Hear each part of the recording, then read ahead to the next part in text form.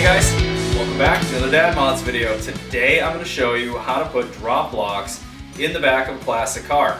In this case, it's a 1950 Ford, otherwise known as a Shoebox Ford. So, thanks for tuning in. Let's get into it.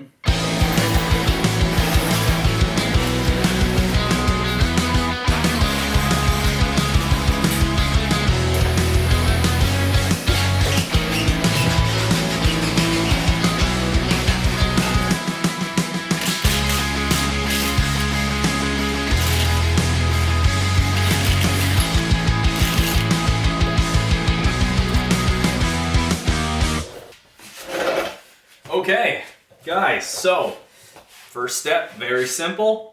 Jack up your vehicle, make sure that it's stable.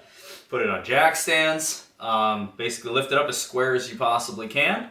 And something to remember, there is a weight bias on most vehicles where the front is heavier than the back end of it. So make sure that the location that you're putting your jack stands, or in my case I put quick jacks down, make sure that the bias is extra supported towards the front. So what I did was I placed the quick jacks a little further towards the front of it. That way I know that the back has a little bit more weight leverage towards it, weight bias towards the back end. Try and compensate.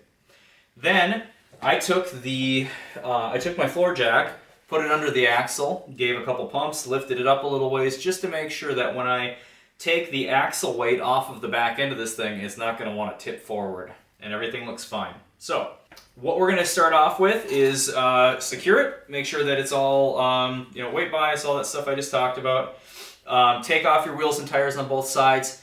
Visually inspect your leaf springs. This is a perfect opportunity to replace worn out bushings.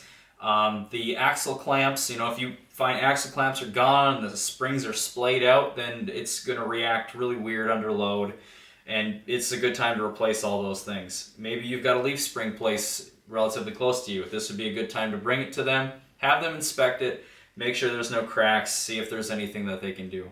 You want to get a little extra drop out of the back end of these things too, you could actually have them reverse the main leaf, and that basically what it does is it puts the leaf more towards the top end of it. You'd have to look at the way that the coil is at the end of the leaf spring, but you can flip them and it'll get you a little more drop. So first things first, we're going to go and unbolt the factory U-bolts. They don't look like this, they look like shit. So you might need an angle grinder or a Sawzall, but hopefully you're able to just simply unbolt them and they're not too beat up. So grab yourself a 3/4 inch socket or a 3/4 inch end wrench and get ready to put some effort in. So let's unbolt it.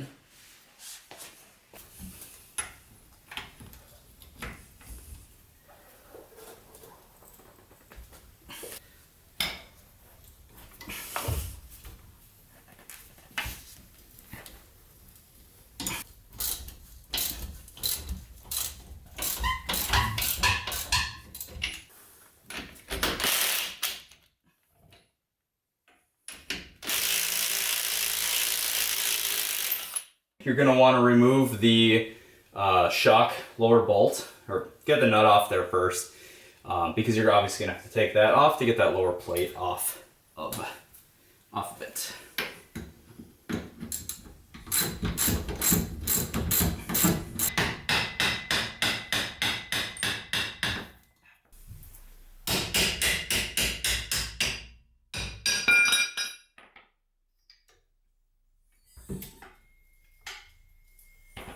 There we go. All right, let's move on to the other side.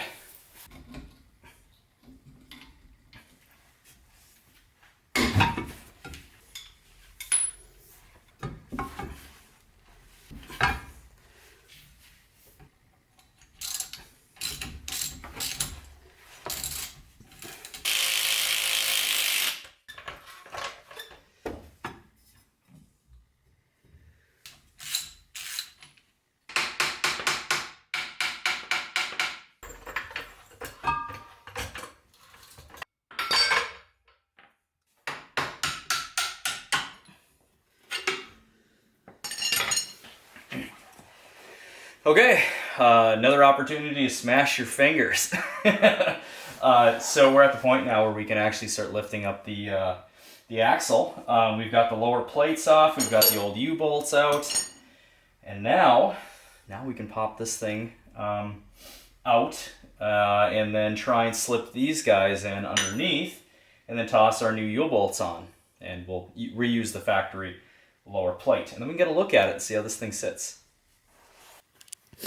Okay guys, really important detail. So here's the block. You notice how there is a hole for a pin on one side and then there's a pin on the other. That's because the leaf spring has a pin in the very center of it that holds the whole leaf pack together, and that pin needs to slide in right there. Very important. So as we're lining these guys up, you got to make sure everything lines up and slides into place.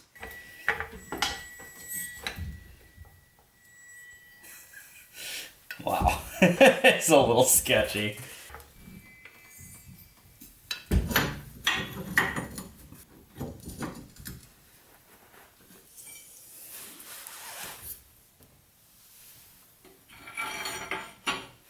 Okay, I'll get your new U-bolts in.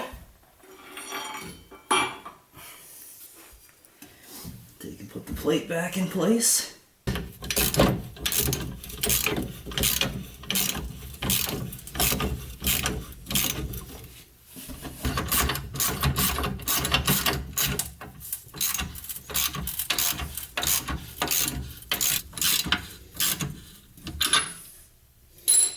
All right, repeat the steps on the other side.